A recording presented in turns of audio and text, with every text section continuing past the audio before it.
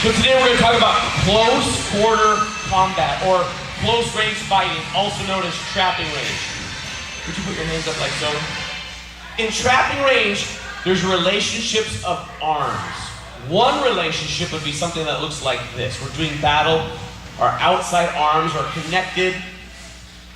So now, if I look at obstructions, I want to get to his face. Built-in obstruction. Built-in obstruction. Same for him, right?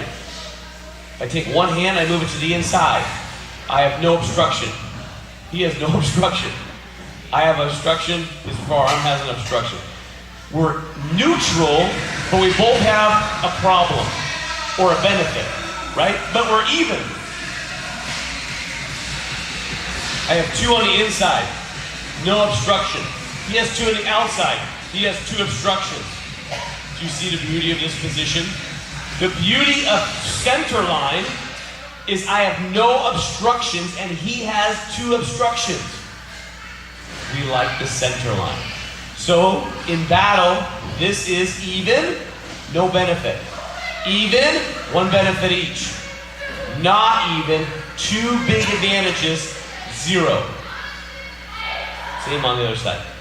So these are the arm relationships. Would you stand with your hands up? Okay. Long range, kicking range. Does it matter? Doesn't matter. Punching range. Does it matter? Doesn't really matter. Close quarter? It matters. Big time. Yeah? As you get closer, owning center line is a big deal. Did you catch that? That's a big idea.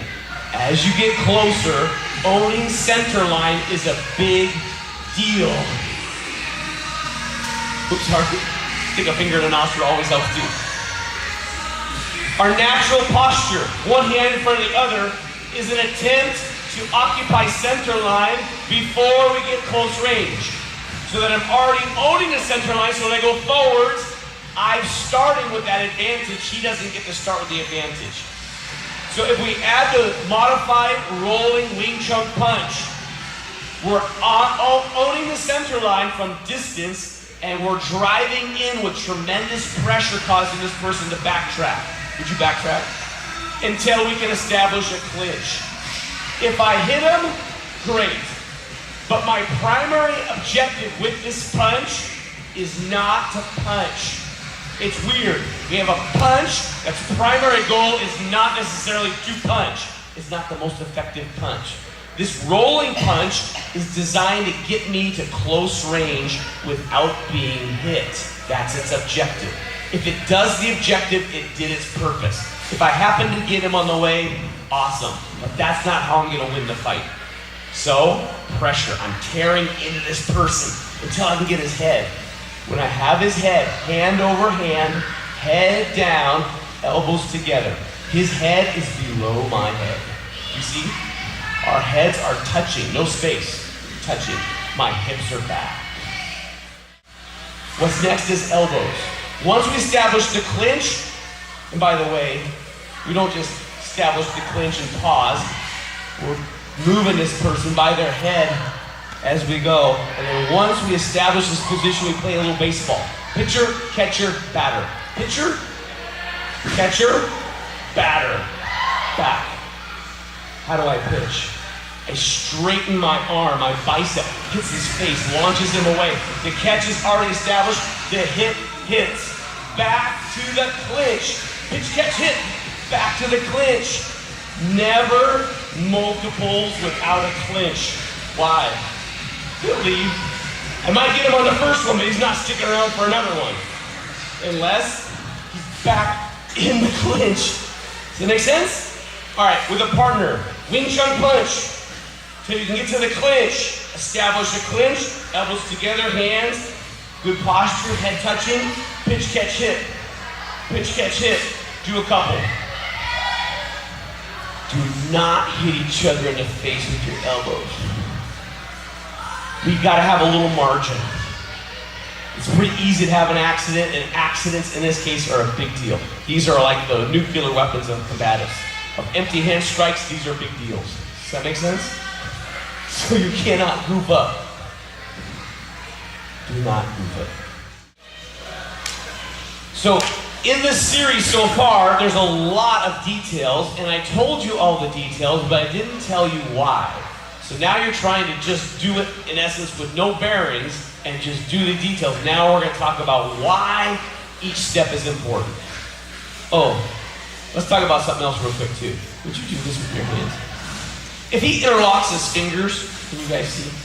Fingers interlocked, his knuckles fit like puzzle pieces, which allows me to simply squeeze with one hand, makes it hard for him to separate his hands one away from the other, which leaves me with one hand free. So entangling your fingers in martial arts is not something we like to do.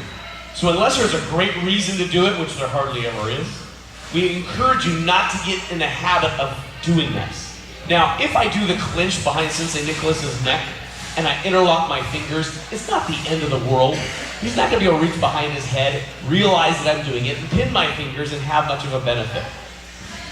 It's simply a habit I don't want to develop. I don't want this to ever feel right. Yeah? Okay.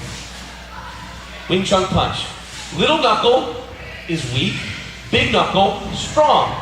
As I'm doing this rolling motion, it's pretty easy to have the little knuckle in the lead. Then I break my hand on his face if I actually hit him.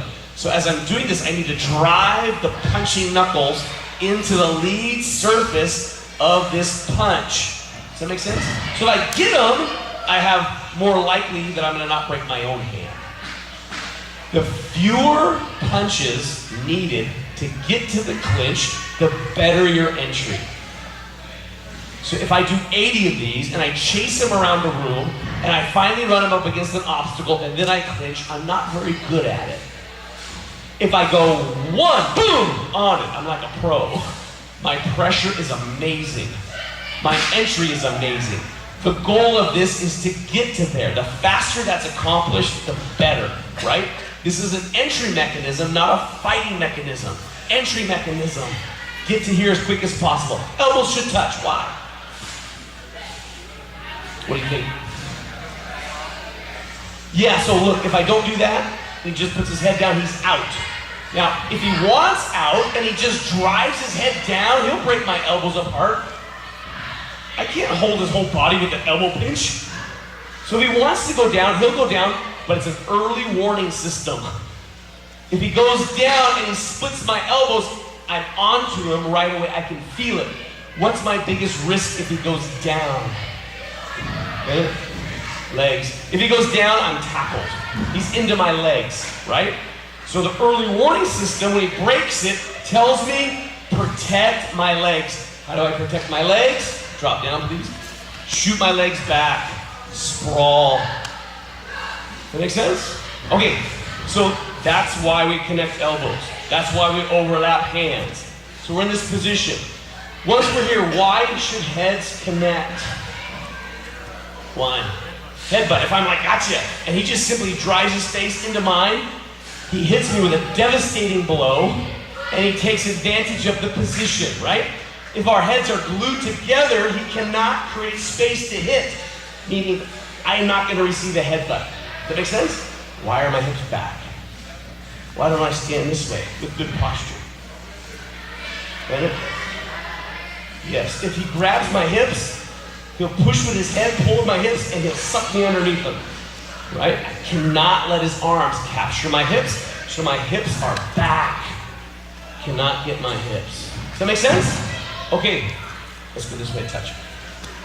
There's a lot of detail in simply up to that step. Once we're there and we can throw elbows as one option, the other options are pretty straightforward, not as complicated. One is knee strike. So, let's say I'm going to hit him with my left knee. I want to hit him in the groin or the legs, below the belt line.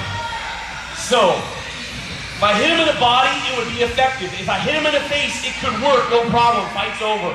The problem is, there's risk associated to those movements. Whereas striking to the legs, hard for him to grab my leg. It's like chopping down the tree.